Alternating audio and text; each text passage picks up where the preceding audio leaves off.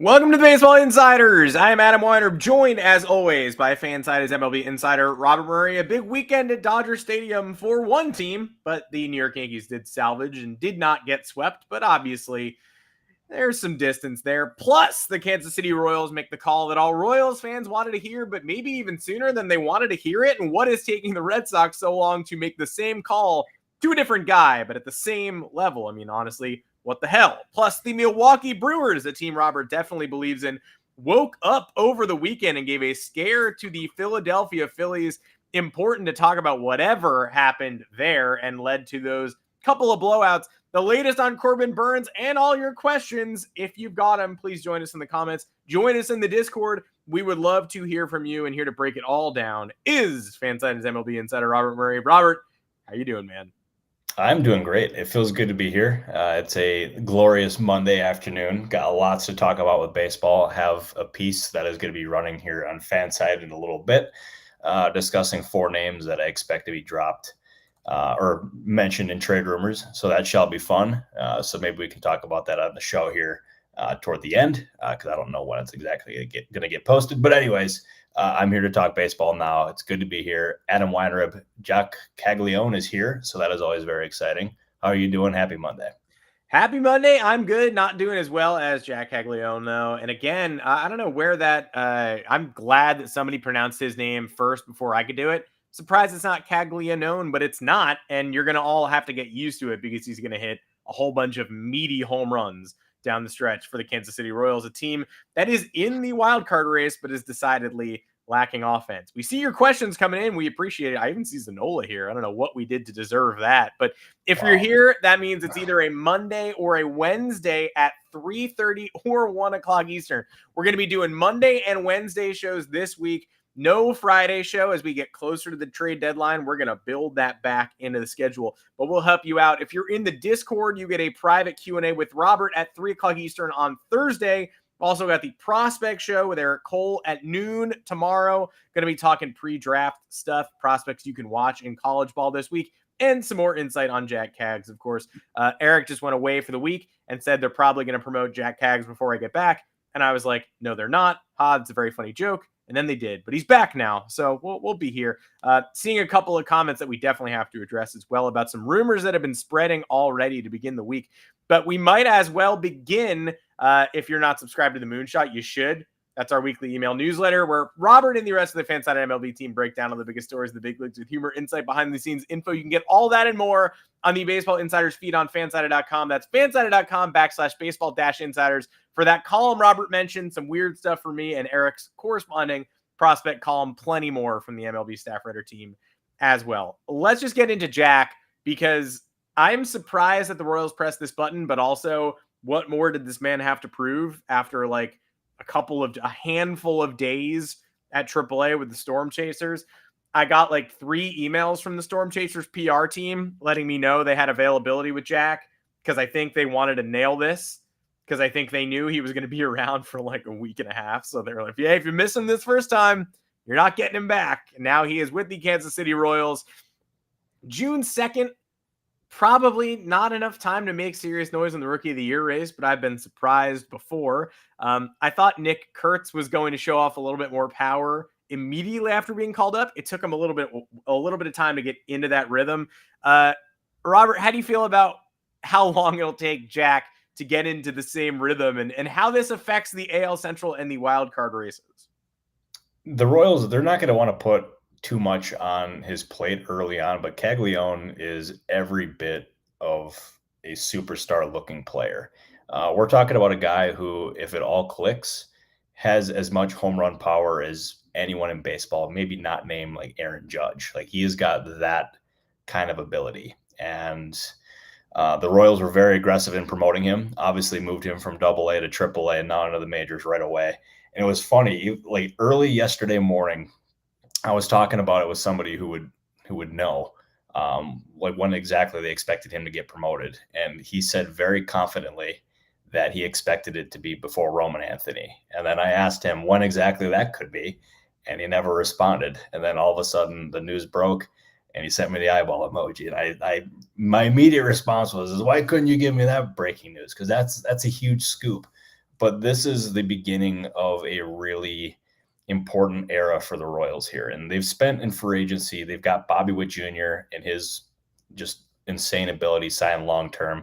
And now they got Caglione, and they're only going to get better. To me, they're a very serious threat in that division. They're a very serious threat in the American League in general. Maybe this season, definitely long-term, they're going to be very good.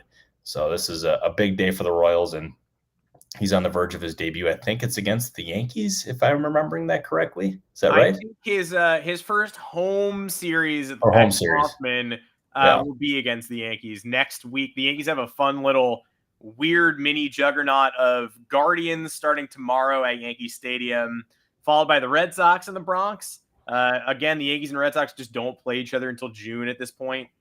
I don't know who did that. It was like a COVID thing where I think they honestly were like, if April 2021 gets canceled, we don't want to lose any Yankees Red Sox. Now that's just the way it goes, and it sucks for everybody. But then the Yankees go to KC, and then they go to Fenway after that. Jack, if he debuts in his first Royals game, it will be at Cardinals, which is another pretty big one between two teams making noise, regional rivals. Pretty fun. So I'm excited for that. No, I'm excited too. I'm really excited to see what he looks like in the majors here. And he is going to be one of a few guys that end up debuting this season who I am extremely high on. I mean, we've mentioned him on the previous podcast before, but some guy named Roman Anthony is a very intriguing name. He's under the radar for a lot of people. I don't think many people know about him. Probably don't know him. No, he is. I cannot believe he's not in the majors already. I've said that a bunch. I'll say it again. He belongs in the majors. And if it's probably a case of the Red Sox waiting for the Super 2 deadline, which is kind of annoying. But we got to call it like we see it at this point. But and then you also have Jacob Misiorowski with the Milwaukee Brewers, who I've been very high on in recent years, and I pushed for him to get called up by the Brewers last year. I saw Chris Roerdank in the comments, who's a friend of mine, actually from Wisconsin. So hello, Chris. Mentioned him in the comments before. And then Bubba Chandler, I also don't know why he's not in the majors. Well, I think we can also kind of read in between the lines there of why. Same with Misiorowski and Chandler, probably a Super 2 deadline kind of a deal. But I would expect them both in the majors before too long. And those will be very exciting eras of baseball for all those teams, and honestly just for baseball fans in general. Yeah, Roman Anthony, I thought Super 2 is a great shout because I could not for the life of me figure out why they weren't doing it today. Home series against the Angels, you get him a home Fenway debut, then he goes to the Yankee Stadium next week. That, like, you don't want to debut him there, but you definitely want to use him against the Yankees. So we'll see. I mean, they're doing ridiculous videos now where they're sneaking Roman Anthony out of the Woo Sox Stadium like Taylor Swift in a garbage bag in a crate or whatever. Like, crazy.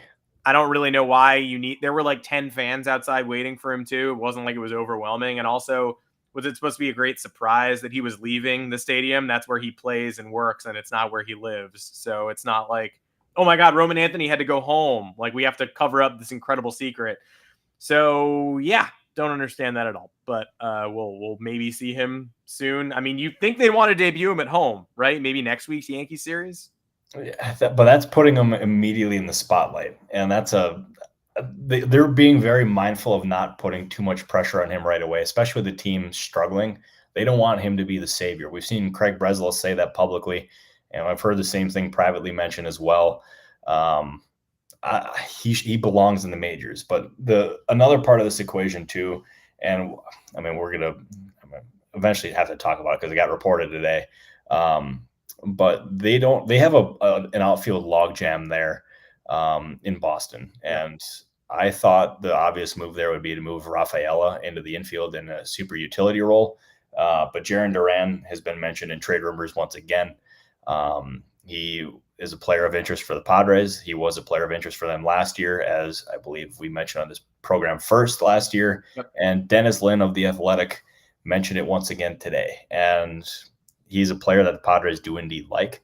They have liked him for a while. He would solve their outfield problems for sure. I don't believe anything is necessarily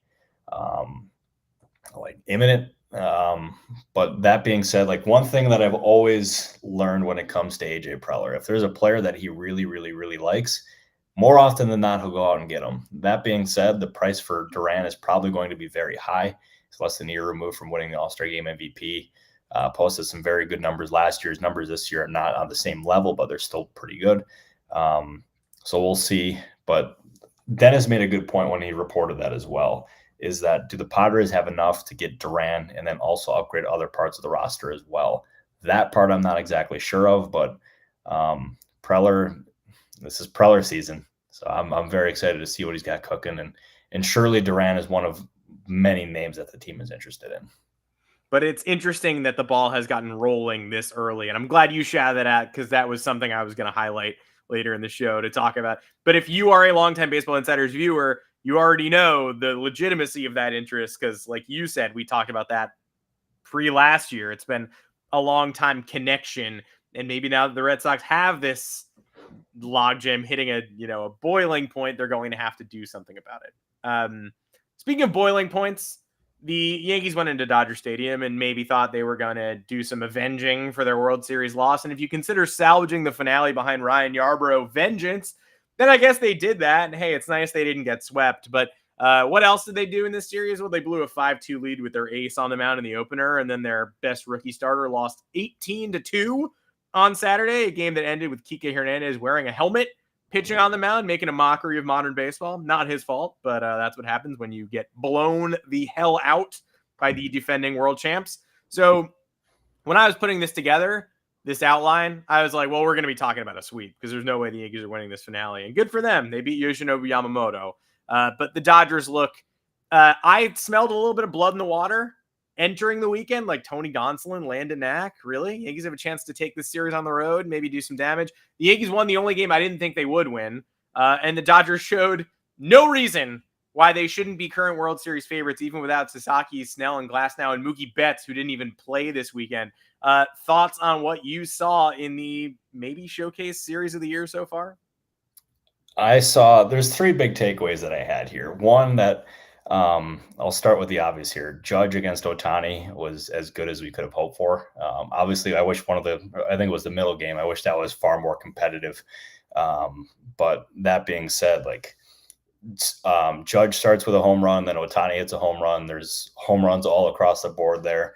Those two are by far and away, in my opinion, the best players in the game, which that's not really an opinion.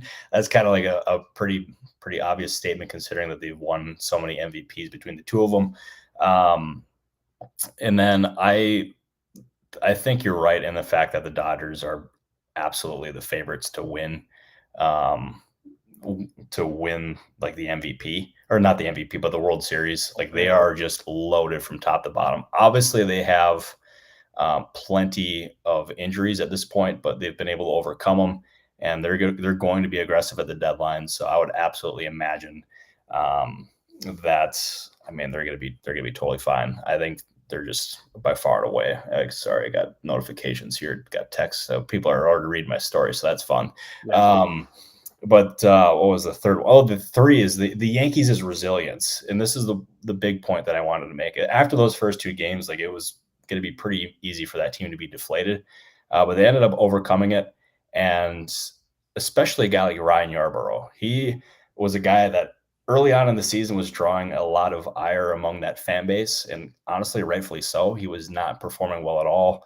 And since going to the rotation, he's been just a real revelation for them. And I cannot recall, his signing happened right before opening day, and that was about as savvy of a move as it gets. And I'm wondering why exactly the Blue Jays did not keep Yarbrough, because when they signed him, it was basically it felt like a guarantee that he was going to be on the Major League roster, but yet I don't think he was guaranteed a spot come the end of spring training. He opted out and then signed a Major League deal with the Yankees, and he's performed really well there. So that was a great move by the Yankees, who have gotten some under-the-radar contributions this year, but also last year. Luke Weaver kind of really emerged onto the scene for them. And I remember when I broke that signing, when he returned to the Yankees, and got kind of laughed at, being like, oh, the Yankees are bargain bin shopping again. Yep. But he's been just awesome for them. So that was a really smart move by the Yankees front office, and Yarbrough has really paid off there. Agreed, and he just keeps doing it. And they pushed him to 93 pitches yesterday, gets through 6. And he needed to, because, the Yankees bullpen was a little bit light, and it got even lighter because Weaver got hurt towards the end of that game. We'll we'll see if he's able to return and avoid an IL stint. But as for this extremely rude comment, who had the worst weekend, the Knicks or Yankees? One of those teams got eliminated from the playoffs, and one of them beat your team's butt on national television. So who had a worse weekend? I believe we know the answer to that. Not the resilient New York Yankees and Ryan Yarbrough. No. I wish you had Adam listed. That's a pretty rough week. I'm sorry, Adam. I tell you what, that was mean. Not my favorite Saturday night of all time, to be honest with you. As somebody who went to the watch party at Madison Square Garden and was just taking out my phone and going, 14-1? Oh, okay. That's a normal baseball score for sure.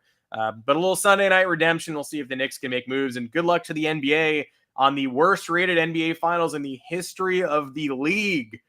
Going back to when the finals was tape delayed and it was like the Washington Bullets and Sonics.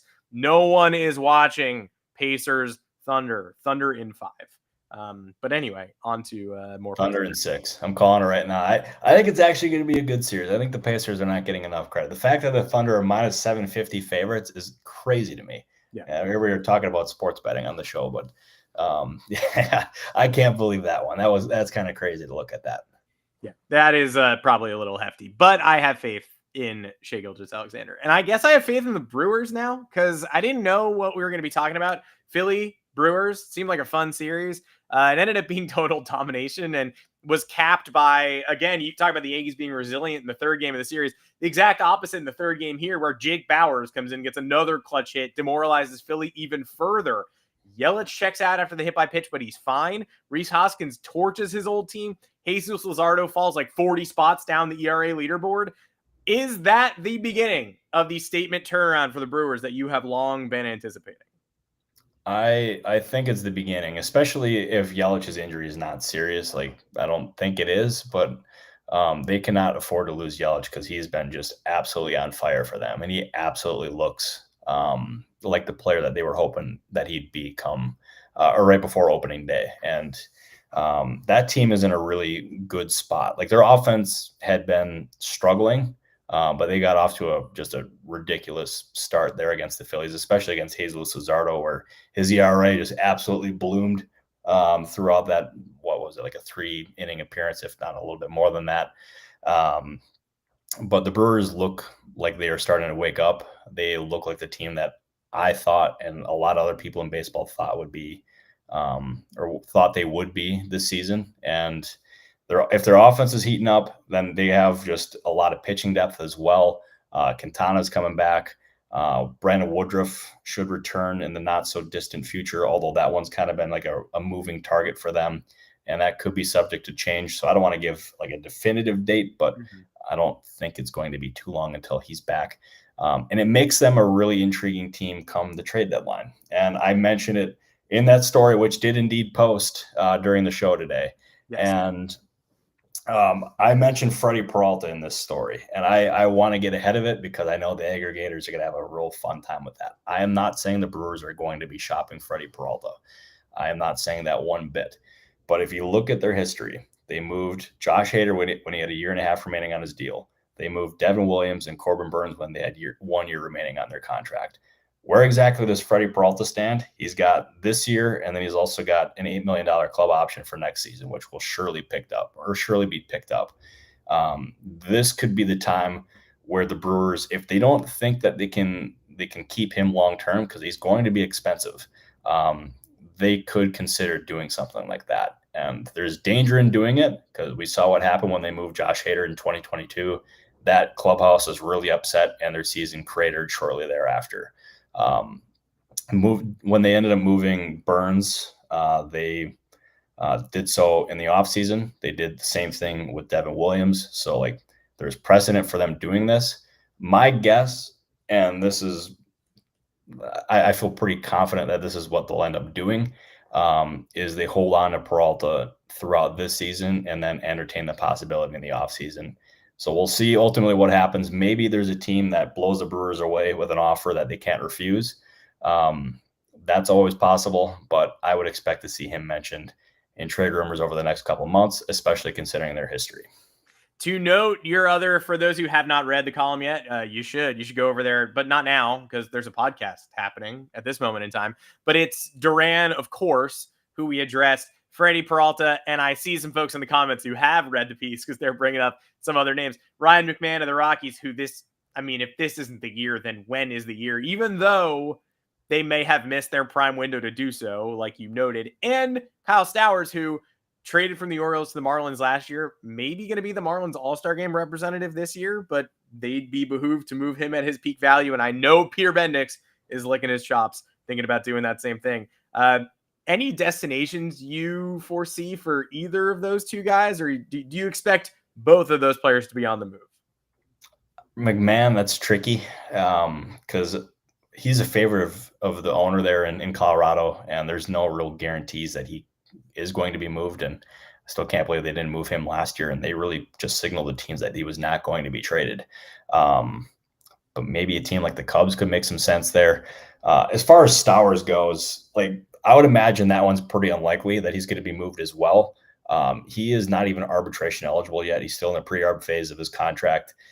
He's making around $750K this year. And to me, if the Marlins are going to listen to any inquiries there, the asking price has to be just enormous. So my guess is that it's probably unlikely that he's moved. But I see exactly what Andrew Lee says, and I can't believe I'm saying this, but I agree. Like, I think the Padres would make some sense there. That being said, though, I don't know if they have the necessary pieces in place to get him and also do what else they want to do on the roster there as well. So that could be a tough one to facilitate it for AJ Preller. I mean, if there's any executive who can pull it off, it's Preller, but I don't think that's going to end up being. I just don't think he's going to end up being moved. But you got to ask if you're a team who is watching the Miami Marlins, because they never seem to understand their own timeline. So I guess your hope is that, you understand it better than they do. You can convince them to do something that they don't really want to. But great insight there. And if anybody has not read the column, you can listen to us if you want. You don't have to look at us. You can go read the column if you want. But make sure to check that out on fansided.com if you have not. One final thing I wanted to touch on, and we can get to a couple additional questions, just because the Corbin Burnes thing is sort of hanging over all of this deadline chatter, and we don't have much to go off of other than some conflicting reports where Burnes was obviously caught saying, I'm done on the mound. Lipreaders saw plenty of negativity as he left with that elbow injury. And then Bob Nightingale said there was reason for optimism to believe that they'd avoided something serious. But either way, we might be at the point with the Diamondbacks, who everybody knows I love the Diamondbacks, but we have to seriously evaluate their potential as a seller as much as we have to evaluate their potential as a buyer, especially given the crowded NL wildcard picture and the teams at the top of that division who are all insane. That gives maybe the Yankees some renewed hope about Eugenio Suarez. There are some pieces there and some really needy teams who will enjoy talking to the Diamondbacks about Merrill Kelly, about their bullpen, but Ryan Nelson. But, any thoughts on Burnes or just the Diamondbacks in general, how you're feeling about their outlook heading towards the trade deadline? I don't know if you guys could hear it in the background, but Cooper was snoring up a storm there. No. So shout out to Cooper. But going to the Diamondbacks here, the Corbin Burnes situation is less than ideal. We don't know any updates here at all. I don't know anything about optimism. All I can tell you is that the fact that he appeared to say that his elbow was dead. It's not good. That's really not a good thing. So I'm going to wait for the results to come in before really sharing an opinion there. But that'd be a really unfortunate injury there overall for the Diamondbacks, who paid a premium for him this offseason. He really wanted to be there. And I really hope it's not as serious as it looked. But if that injury is actually serious, then that would really change things here for the Diamondbacks, and it's not looking good, especially after that series against the Nationals. I remember I was at a bar here in Arizona. I was watching the playoff basketball game, and to the right, I watched the first pitch of that Diamondbacks game, and then it felt like I blinked, and I looked over, and it was 10-0 still in the first inning, and I'm just like, wait, what? I thought it was a typo. I looked on Twitter, and John Gambadero, who's a radio host out here in Arizona, shared all the details of that game and just how bad that start was. And not good. But That Burnes injury would really put a damper on the things for the Diamondbacks, which are not trending in a good direction at all right now. And it could open them up to some really interesting trade possibilities there. So I don't know exactly what they'll consider at this point. I don't even know if that organization knows at that point or at this point either. But the big talking point here in Arizona has been the status of Torey Lovullo's job. If I'm the Diamondbacks, I don't fire Lovullo. You have a really good leader here, or leadership group here in Mike Hazen and Lovullo. And moving on from Lovullo now would seem like a real panic move. So that's not something I would do. I hope the Diamondbacks don't do it because I think those two work really well together, and they're like really close friends as well. So that'd be just a really tough one overall. But my guess is they don't move on. But if things continue to get worse, then maybe that conversation starts to have some more validity. And that is a superstar manager who would be available. And you'd have to think that with his and Hazen's personal history, it would be surprising to see them move on so quickly after that 2023 run. But anything is possible. We will keep that in mind as the year goes on. Yeah. And one more thing I want to say about this is this feels like a classic case of if, let's say, you don't know, or let's say they do move on from him. That to me would ultimately end up signaling in the future to both the organization and the fan base. You don't know what you have until it's gone. And Lovullo is awesome. He's a great manager. He's one of the most respected guys in the game.